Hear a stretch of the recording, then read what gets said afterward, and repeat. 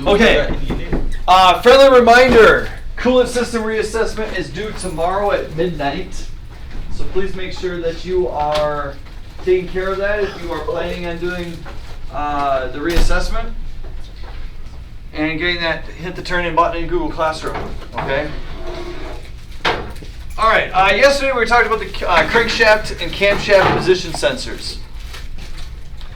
We talked about how that was able to monitor the rotations of the crankshaft with camshaft, and then that relates that information back to the computer, and then the computer is literally programmed based off of the information that it receives to spark the spark plug when it uses spark, okay? Excuse me, I gotta make a phone call. Since when is there a phone in here?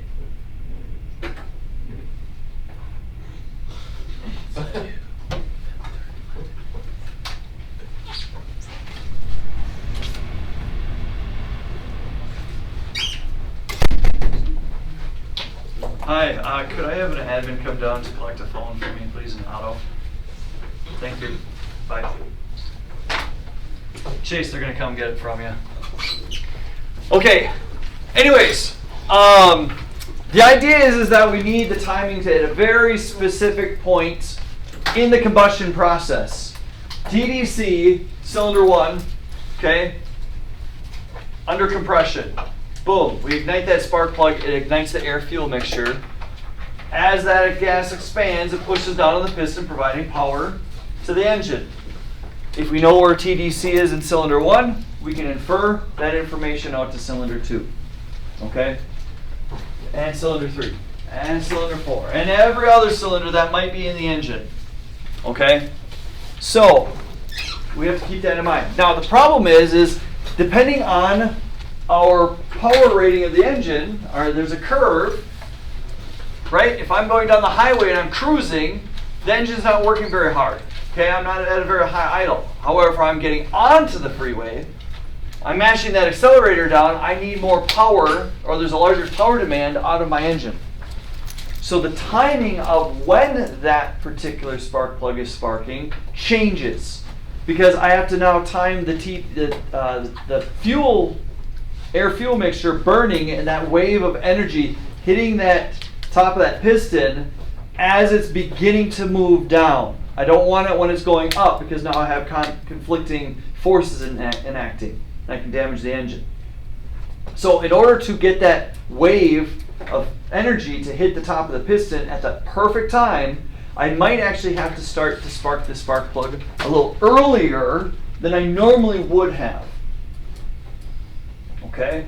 And then there are some instances where maybe I am delaying the timing of that spark plug, all allowing this timing to take place in the engine. And again, the computer is monitoring all of this 1,000 times per second, and is adjusting each cylinder based off of the demands of what the engine is being requested to do, and the results of many other different types of sensors that are monitoring the output of the engine. Okay? One of those sensors is the NOx sensor. A NOx sensor is literally, it looks similar to this right there, and is bolted into the engine block itself. Okay?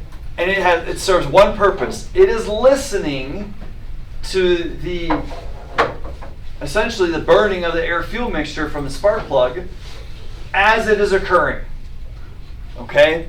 So the computer is literally going to say, okay, TDC of cylinder 1, ignite the spark plug based off of the camshaft and the crankshaft position sensor. Cool, bam, it's occurring.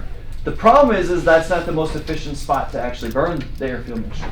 So what ends up happening is that the computer then slightly advances or delays that amount a little bit, a little bit, a little bit, a little bit, until eventually that spark plug is actually not igniting the air-fuel mixture.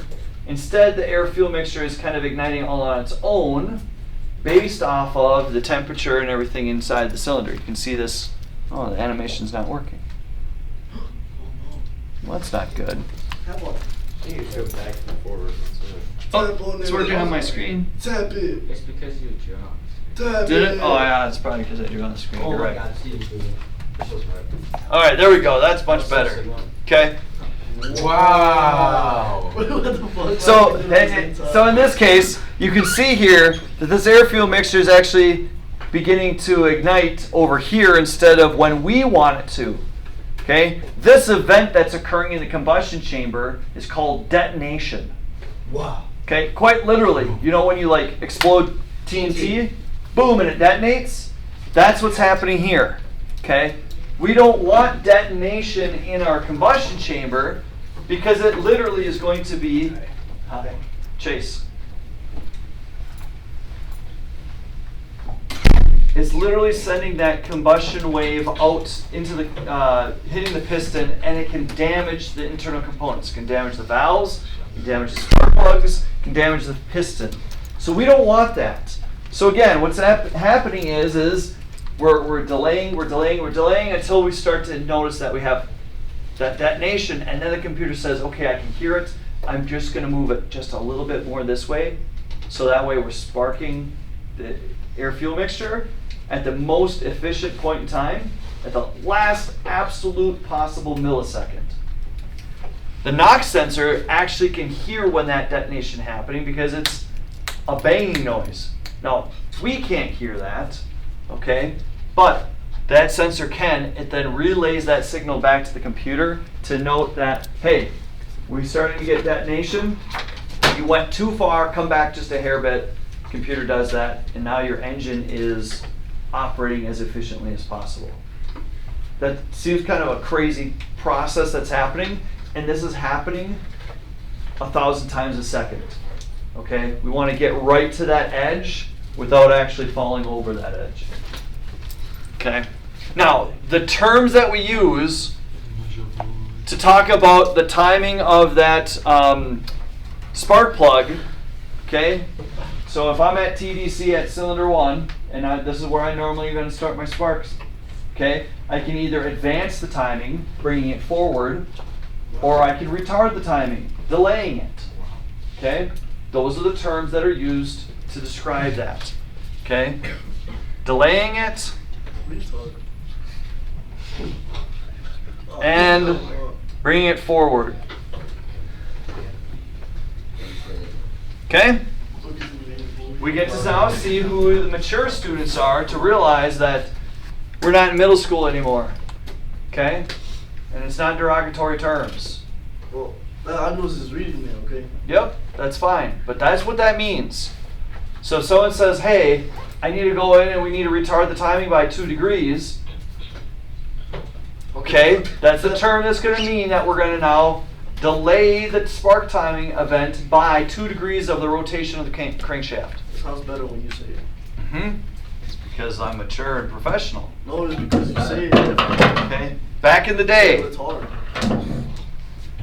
Okay, back in the day, we could mechanically advance or retard the spark plug timing by literally taking this. There's a bolt here that's going to loosen up. Let's see, I don't know where this one's bolted into. Probably the sides here. Over yonder. Okay, take this, and you can literally physically rotate this. Oh, I'm spitting there, sorry. You could physically rotate this by a little bit, and that could potentially change when that spark plug was timing. How do you know what 2 degrees is? Well, you could get a protractor out and measure it out. I'm just using that as an example. Okay. Morning. It's early season practice. Anyways, so that's how we did it back in the day. Nowadays, modern day modern day systems, we can't physically move the coil on plug in order to change the timing. Instead, it's a little bit more technological. We literally hook up our laptop into the computer on the car, and we can literally reprogram it as necessary. Okay? So then that way the computer is adjusting that timing for us on the fly. Which is kind of cool because now all of a sudden I can have 2 different programs. I can have a program that's saying, hey, I'm just going to drive around town. I want to maximize my miles per gallon as much as possible. Right? Awesome. But then when I hit this button in my car, I can switch to a different program that makes my car at 100 horsepower. What? Okay. Yeah. Sport How mode. can it do that? What? Like, Magic. It's because literally we're changing when the spark plug sparks to increase the performance of our engine. And it drops the gas. And it drops the efficiency of the engine, right? But it increases performance. So now all of a sudden, yeah, I can go drag race for an extra 25 miles an hour on acceleration, sacrificing my fuel, but now I got a hot rod, right? And then once I'm all done drag racing, I hit the button again, it goes back to the normal programming. So like And they all it sound changes better. is spark plug. One of the things that can change is just, yeah, spark plug timing. And it sounds better when you're in sport mode. way better. Right? But some of you guys might have the sport mode. Right? Now it does Sport it mode. does more than just adding things together. Like some vehicles, they got the little dial. You can go, oh, hey, it's 4x4 mode, or it's off-road mode, or it's like sport mode. Okay? Super track pack. Right? Some vehicles have those options already from the factory. So if let's say I got a Dodge Charger and I want to go to sport mode, boom, the computer has been reprogrammed now to spark the spark plugs at a different time. It does other things to the system, but that's how we can have that, because we have computer controls. Oh, is this going to go on? Nope. Yes, okay. So, which of the following ignition system components monitors engine speed? Taco on it. I think it's being Obviously, taco. I don't see why The options that you have: Taco monitor. knock sensor, crankshaft position sensor, camshaft position sensor, tachometer. Taco meter.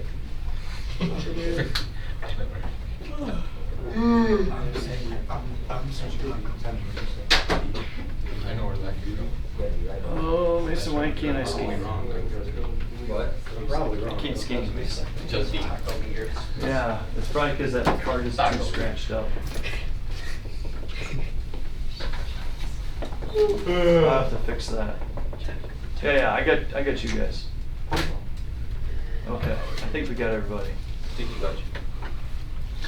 All right, 59% of you said the correct answer. Was? Dylan, what'd you get? B. B is correct. Yeah. Crankshaft position Hey, I sensor. got it on my own. Okay, I understand it. so now. here's again. Boom, boom, boom. Let me go into this. We're monitoring engine speed. What's engine speed? Rotation. RPMs. Rotations per minute. Rotations per minute. What's rotating? The Where did he get the next? Crankshaft. Crankshaft is rotating. And that has the position sensor that watches. Okay, the position sensor is monitoring the trigger wheel as it spins on the crankshaft, right? And that's what's sending that data then to the computer. What's the tachometer then? How many tacos do they need per meter? The tachometer tells you what your engine RPM is. Why is that not the correct answer? Easton. Because RPMs doesn't mean how fast you go. Well, we're not talking about like speed, but it does. RPM is talking about your rotations per minute, your engine That's speed, just sending that signal. not your car speed. Dash. Oh, what? Oh. You're really close, Simon. Okay, this is what sends it to the computer. That's what monitors it. This just literally is a display to the driver. Oh. It's a gauge. Yeah, what's that for? Okay, so it's not actually monitoring the engine speed, it's just communicating what the engine speed is. So there's a slight difference between there. Okay, camshaft position sensor doesn't monitor engine speed. Instead, what's monitoring is the position of the piston in the cylinder, right? What stroke are we on? Specifically with cylinder 1. Okay, and then again, we just talked about the NOx sensor. NOx sensor is monitoring pre-ignition or detonation that's occurring inside of our combustion chambers. Okay, so there we go. All right, the main parts of spark plugs. So we're going to get into spark plugs a little bit. Hooray. There's a lot to spark plugs. It's not just like a cute little like, oh, here it is, let's put it in and it works. Okay? We're going to talk about how it works, how it's designed, why it works. Because remember, we're pushing 30,000 volts through this spark plug. in the hopes that down here at the bottom, we are able to create a very small lightning bolt to ignite the air-fuel mixture. So these components need to be designed to handle that load and to perform its job. Many times per minute, over however many thousands of miles. Okay, these things can't just be one and done kind of type stuff. So, what are the parts of our spark plug? Again, this is important stuff to write down because this is vocabulary words, but it's also an indication of where this stuff is at. So, center electrode, or excuse me, center terminal, also known as center electrode. Okay, same thing. We have our side or ground electrode. We have our ceramic insulator. We have our steel shell, which has the threads in that bolts basically the spark plug into the cylinder head. Okay? So, center terminal or center electrode, side or ground electrode, ceramic insulator, steel shell.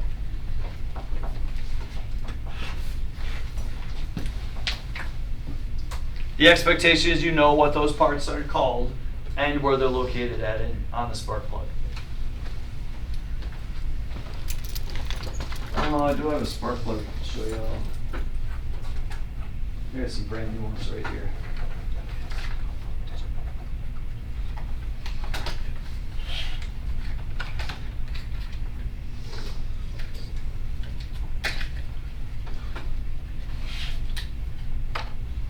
Okay.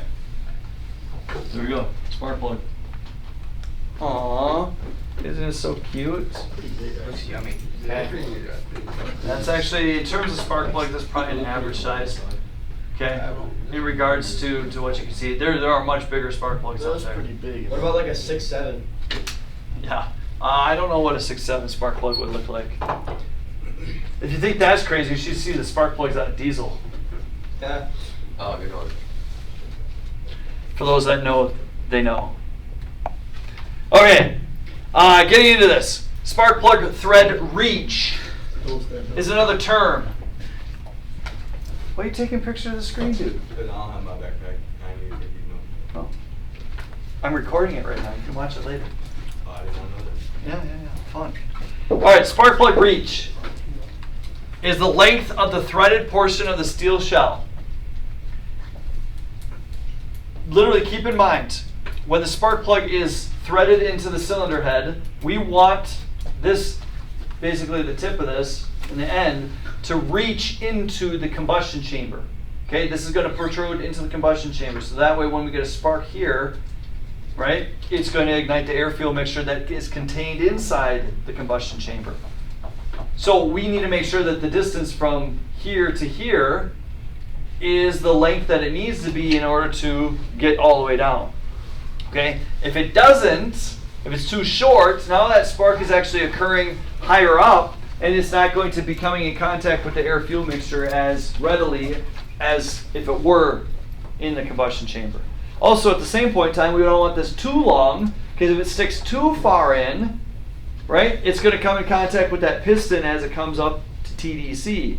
And guess what that piston's going to do to the spark plug? Pretty good. Right? It's going to like punch it right in the face, and the spark plug's going to go, yo, I didn't sign up for this. Right? It's going to bust up, and you're not going to ignite your air-fuel mixture. So again, think about spark plug reach as the ability of the spark plug to reach into the cylinder head and get into the combustion chamber. Okay, and again, reach is determined by the cylinder head of the engine. So you could have reach from there to there. In this case, it's 16.8 millimeters. You could have them be much longer, 24 millimeters. What's the biggest one you can buy? I have no idea. Look at the world's biggest Okay. spark plug. Yeah, there are some longer reach spark plugs. I want to look it up. All right, and again, it's all dependent on the cylinder head arrangement. Okay? So that's what we're talking about, the distance from here to here. All right, spark plug shells. Okay, just so everyone is aware what the spark plug shell is, we're talking about essentially this portion of the spark plug. All right, they're going to have basically a nut on it, a hexagonal shape right here that you are going to be able to get a 14 millimeter or 18 millimeter socket onto it.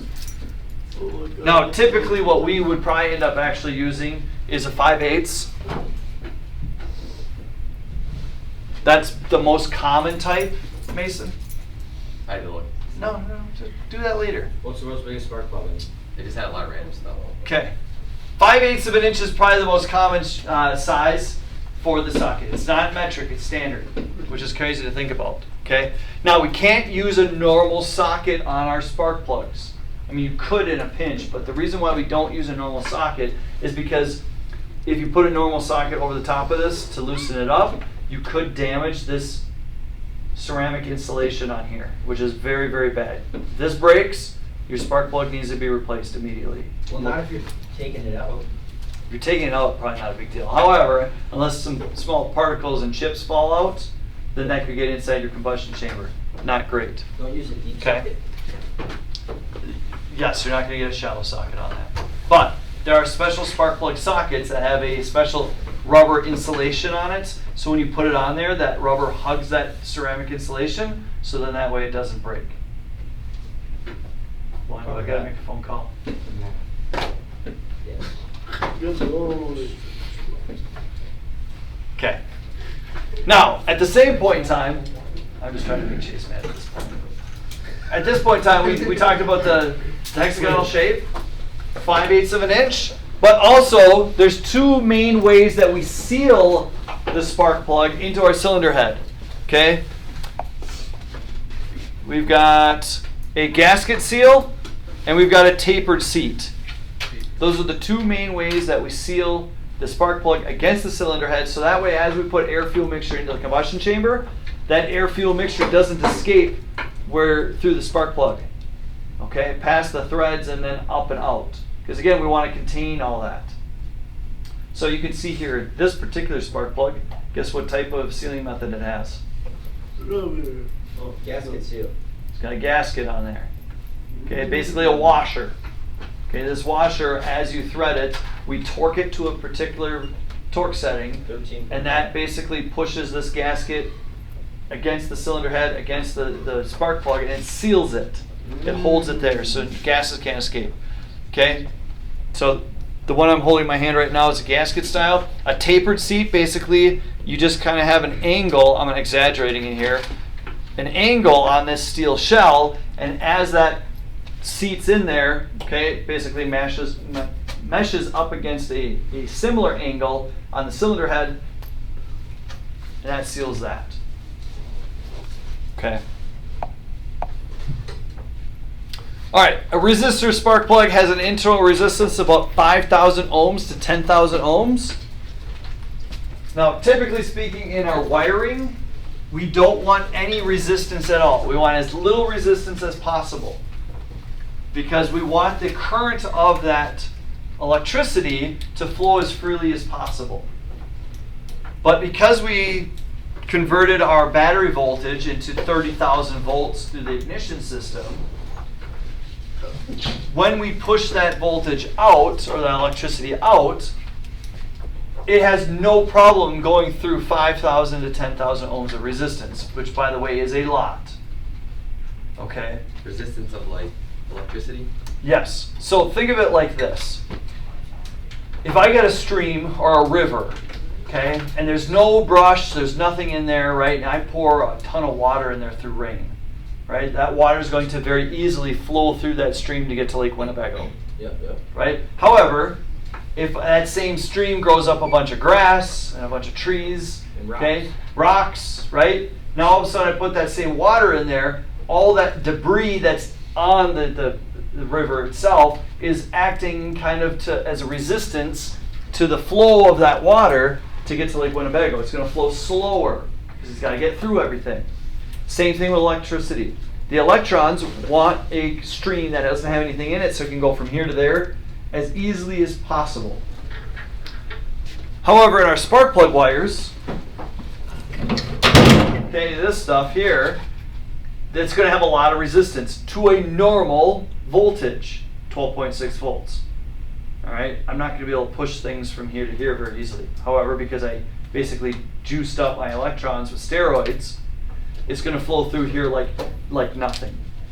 Okay, the reason why we have 5,000 to 10,000 ohms of resistance in something along these lines is because we want to minimize radio frequency interference. Okay, basically what that is if I'm driving down the road and I turn my radio on, if I did not have that resistance in my spark plugs, I get a lot more static coming in through the radio. Okay, and which is what happened back in the day. Like if I'm talking like a 1950s pickup truck, and I'm driving down the road and I turn on my AM radio, right? You hear, you could actually hear the timing of the spark plugs, of the electricity flowing through the spark plug wires, right? It sounded like a metronome. So then they got smart and realized where that was coming from. Hey, if we increase our resistance in the spark plugs, we still get the amount of voltage that we need, but it dramatically cuts down on that interference.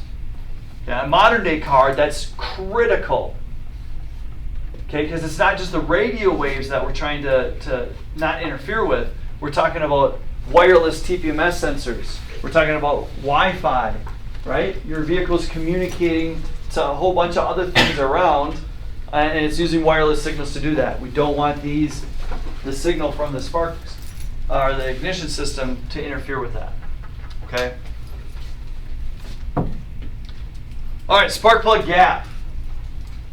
This is literally going to be the distance between the ground electrode. Let me go up here. Here's my ground electrode and my center electrode right there. So spark plug gap is from there to there. Like how big is that number? Depends. Can that weld itself together? Can, if it's close, right?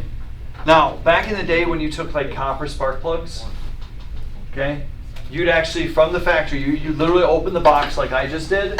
You'd have to measure that gap. There's a tool for that. And then that tool, you could literally bend this ground electrode, bend it out to increase the gap or bend it back in to decrease the gap. And the manufacturer specified a very particular gap between these two. Okay, and if you didn't have that gap, you could literally create too big of an arc or too small of an arc, which impacts how fast we burn our air-fuel mixture. Okay, now the good news is more modern day spark plugs that are made out of platinum and iridium, they don't want you to gap it. It's set from the manufacturer. So when you buy it, you basically just install it and you're good to go. Okay, but then you have to be very mindful of when you go to buy your spark plug that you're buying spark plugs that are gapped according to what the manufacturer wants.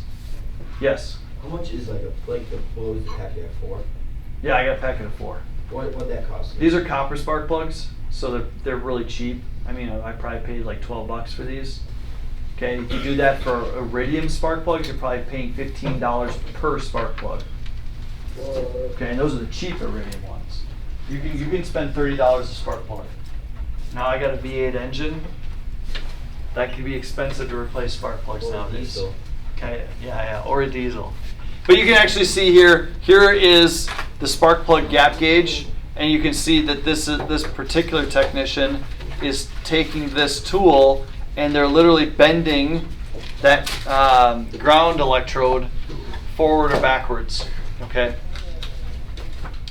So lots of things along those lines. I'm going to show you guys how to use that tool when we get out to the lab, because I'm going to make you measure the gap at the spark plugs. All right, most manufacturers do not recommend cleaning spark plugs. Typically, if they need to be replaced because there's too many, the mileage is up for the interval and whatnot, they just ask you to say, take them out, throw them away, get new ones. Okay, don't try cleaning them with abrasives especially. Not great. You can actually do more damage than good.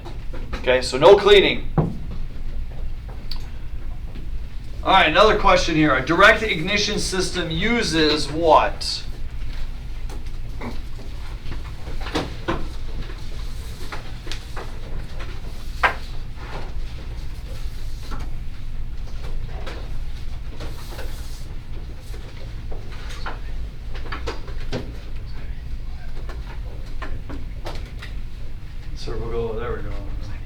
Still, oh, there you go. I got you. Did we get everybody in the front row?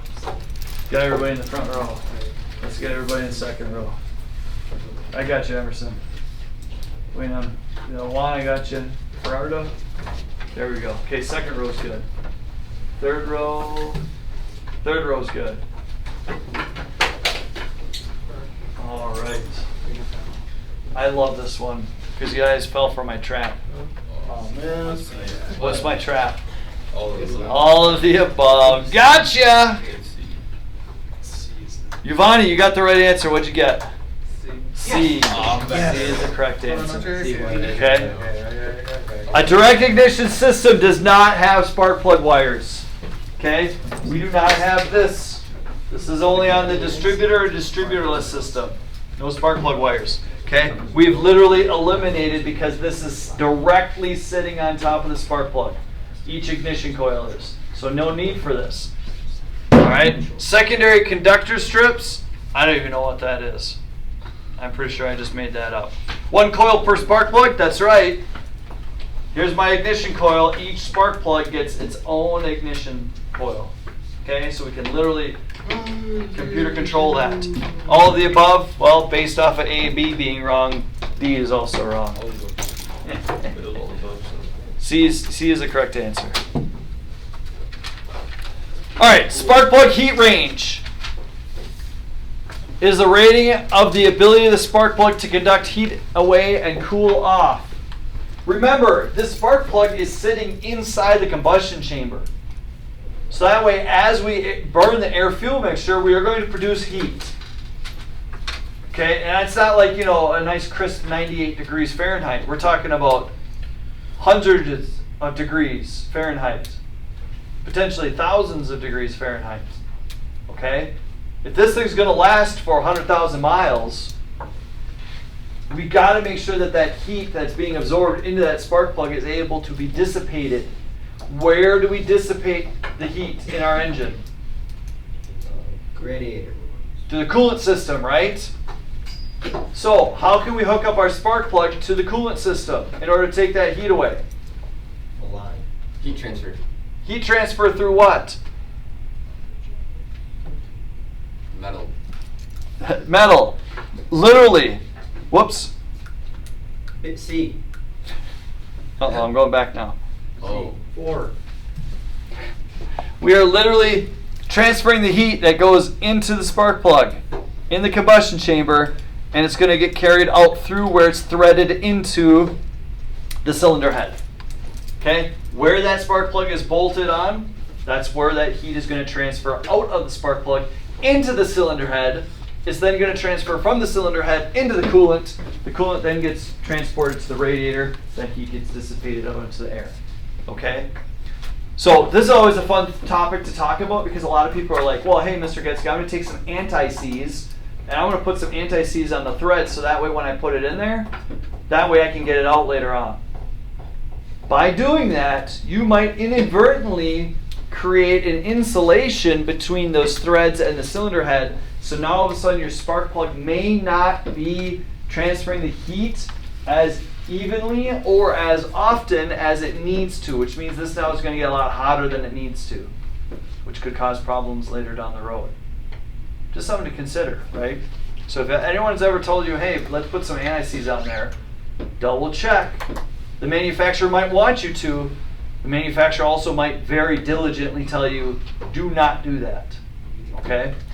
And that's reasons. Now, some spark plugs run hot. We want that temperature to be up. Okay? Some spark plugs we want to run cooler. That doesn't mean like cold, like today. Okay? All it means is that we need a particular temperature range, and the spark plug is going to dictate how hot or cold it is. So let me see if I got a good picture here. Here we go. Okay? So right here, hot spark plug. Hot spark plug. I use that term loosely because what's happening is this particular insulation right here, the tip of a spark plug, right? As heat comes into it, it has a longer excuse me.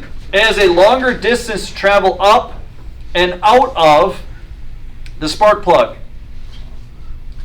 And because it travels a longer distance, it's going to be hotter. Where a cold spark plug, it has a much shorter distance from this insulation to get out. So because it can get out faster, it can stay colder. Again, if you were to touch this spark plug when it was cold, it would still burn you. So it's not like cold. But that's the difference between a hot spark plug and a cold spark plug. I hope you wrote that down because that's going to be something you're going to need to know. Again, hot running spark plug has a long insulator tip and a long path for the heat to travel to cool off.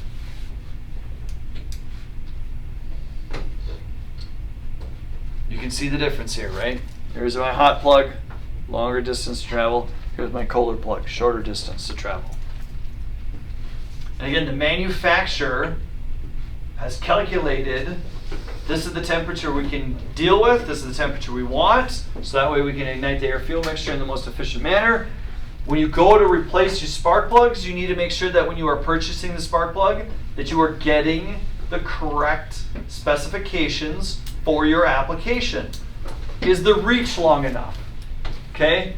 Is the temperature rating appropriate? Is it a washer or a taper thread? Okay? How many ground electrodes do you have on here? This is a single ground electrode. You can get different designs on that.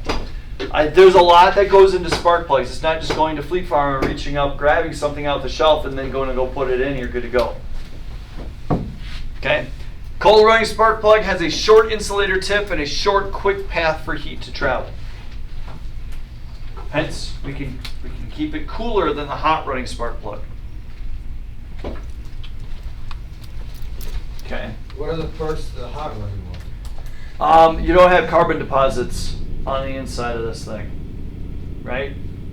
We want to try to keep that hot so that way it stays a barrier, if you will, from the air-fuel mixture making deposits. Where if I want a colder one, right, maybe I'm not too concerned about that.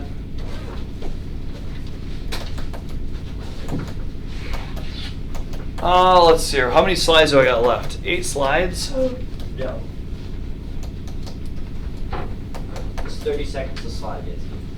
Yeah, I don't know if I want to push it that far. All right, here's some fun things, right? Some engines are not just limited to a single spark plug per cylinder. Some engines require 2 spark plugs per cylinder.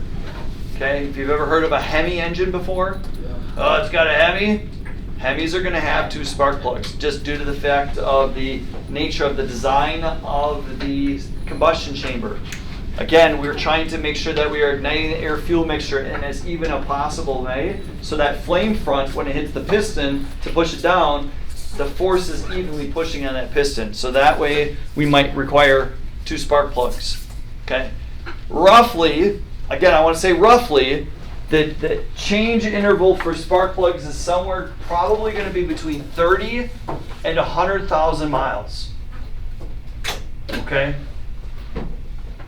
Now, that does not necessarily mean that you wait till 100,000 miles to figure out if you need to change spark plugs, because you probably can monitor and take it out and double check and look at the spark plug, and that tells you the condition of the environment it's living in. If you notice that there's extra carbon deposits happening on this thing, you might need to change it out sooner than that. Okay, but that's the standard idea, right? 3,000 to 5,000 miles for oil changes, 30,000 to 100,000 miles for spark plugs. Okay. Yes. I don't know. Am I going to get into cylinder firing? Oh yeah. We'll talk firing order tomorrow. Oops. All right, good stuff. Anyways, we'll let you guys pack up. We got 2 minutes.